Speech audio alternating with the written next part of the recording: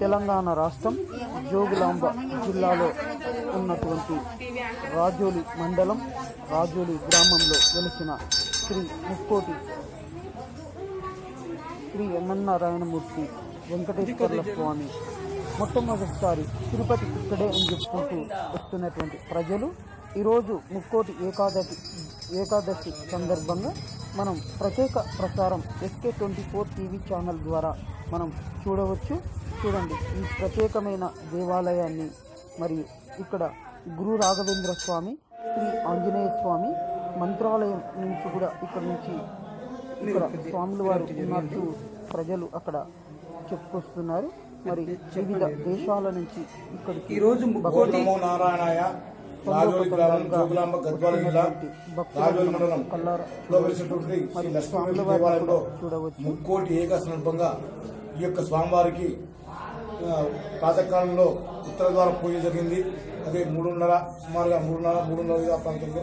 ఆ తర్వాతగా స్వామివారికి పంచామృత అభిషేకము, తర్వాతగా కార్యక్రమాలు నిత్య పూజలు జరుగుతున్నాయి.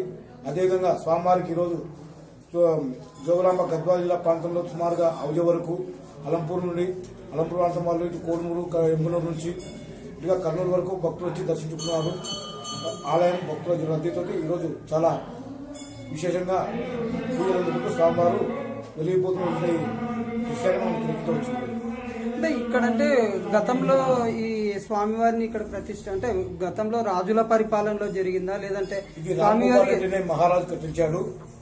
ఏ రాజు? రాంభూపాలరెడ్డినే మహారాజు కట్టించాడు ఈ దేవాలయాన్ని. ఇది ఆలయం నిర్మించడం పూర్తయింది, కానీ ప్రహరీ కూడా నిర్మించే సమయంలో అది ఏదో వారికి అనివార్య కారణాల వల్ల ప్రహరీ కూడా నిర్మించలేకపోయారు. మనం బయట చూస్తుంటే ఆ బండలన్నీ కనిపిస్తుంటాయి. అదేవిధంగా ఈ యొక్క స్వామిని పిలిచింది కూడా వచ్చేది ఆషాఢ మాసం, తర్వాత దర్శనాన్ని వస్తుంది కాబట్టి ఉత్తరాయణ శిశరాదే జ్యేష్ఠ మాసం నుంచి శుద్ధ పౌర్ణమికి స్వామివారి కోవెల భక్తులకు అందించినట్టుగా మనకు చిత్త చెప్తుంది. అందువల్లనే స్వామివారికి బ్రహ్మోత్సవాలు జ్యేష్ఠ మాసంలో జరుగుతున్నాయి. ఇవి వార్షిక బ్రహ్మోత్సవాలు అంటారు. అంటే మొట్టమొదటిసారి తిరుపతి ఇక్కడే అని చెప్పేసి కూడా ప్రజల్లో అంటున్నారు. అది వాస్తవమే. గజేంద్ర మోక్షం ఆధారంగా నిర్మించబడ్డ గుడి ఇది.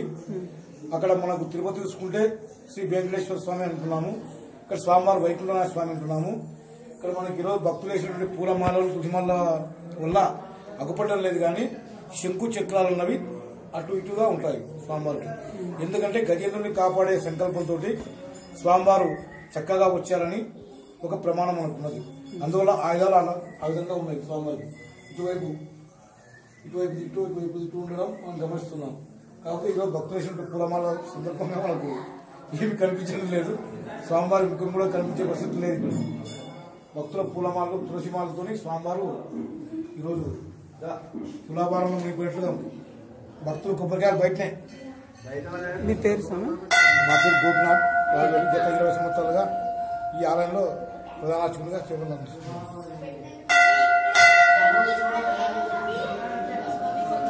ఏం లేదు, ఇతరులు ఏమి కాదు.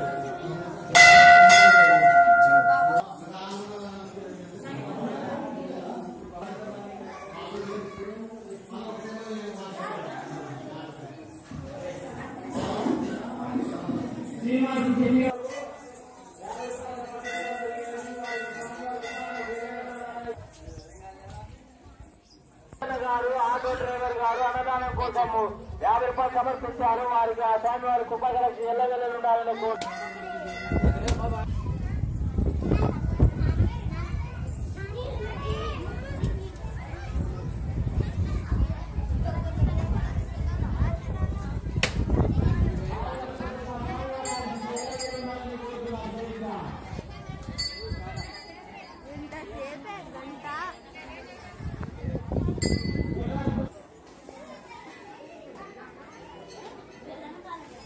మొక్కుతున్నట్టునండి. ఇటు దేవుడు కనిపించాలి.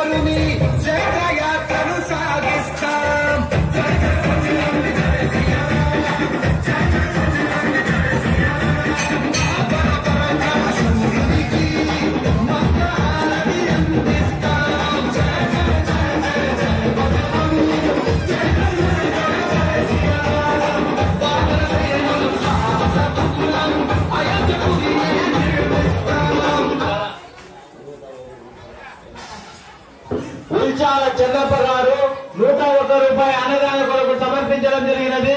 వారికి వారి కుటుంబ సభ్యులకు ఆ స్వామివారి ఆశీస్సులు ఎల్లవేళ ఉండాలని కోరుకుంటున్నాం. జై శ్రీరామ్.